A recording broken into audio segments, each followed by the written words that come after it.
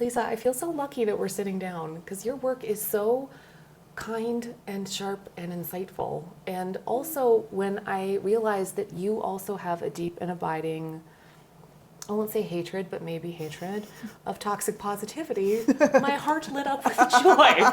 Let's hate it. Let's say we hate it. Yeah. Hypothetically.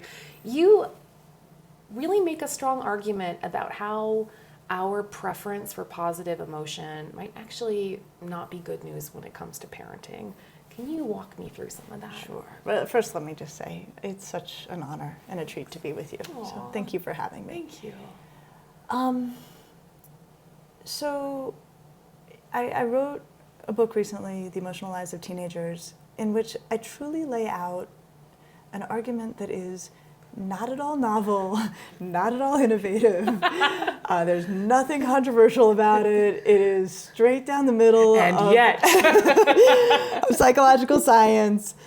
And basically the argument of the book is that the cultural discourse around what constitutes mental health has veered extremely far afield from what we know to be true as psychologists. And what I mean by that is that so often when people are talking about mental health or being mentally healthy, either directly or implicitly, they equate that with feeling good. Yeah.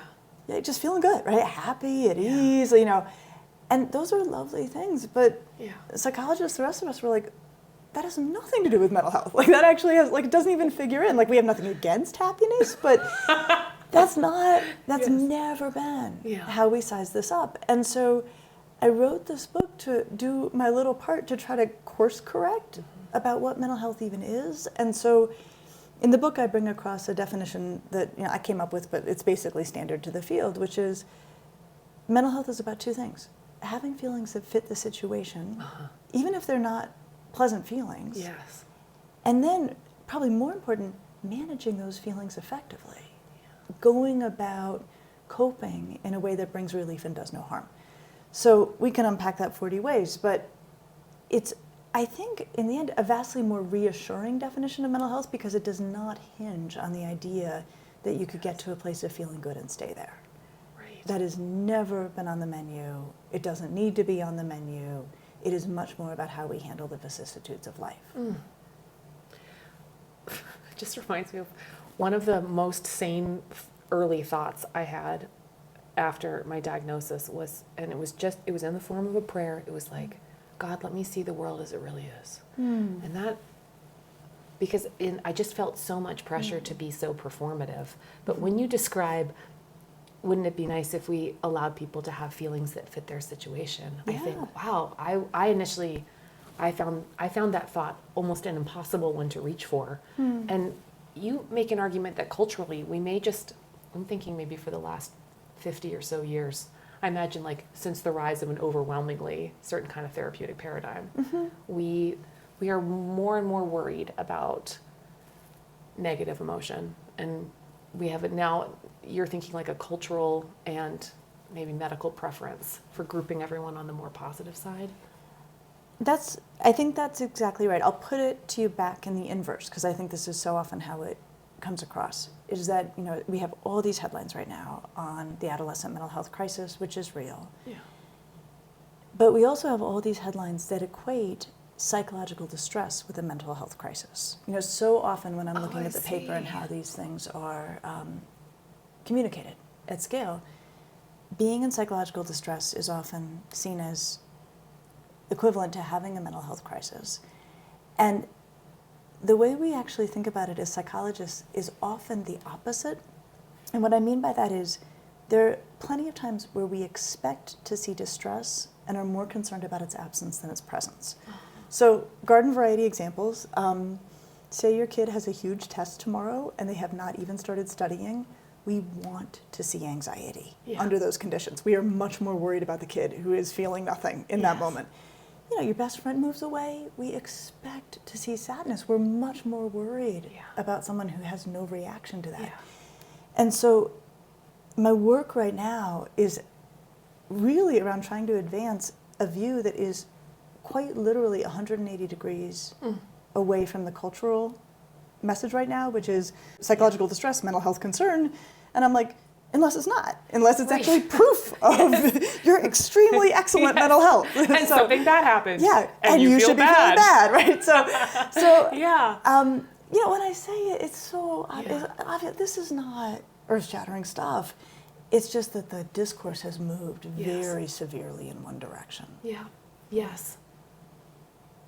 And then you worry that we might have such an intense over-response that we're like, okay, then medication. Or when medication can be appropriate, but you're like, it sounds like you want to stretch out the pause between like bad feeling and what we do next, right? And I think the worries I have, like the reason I'm committed to this, you know, effort right now is it's scary under any conditions for a person to think, oh, I'm deeply distressed.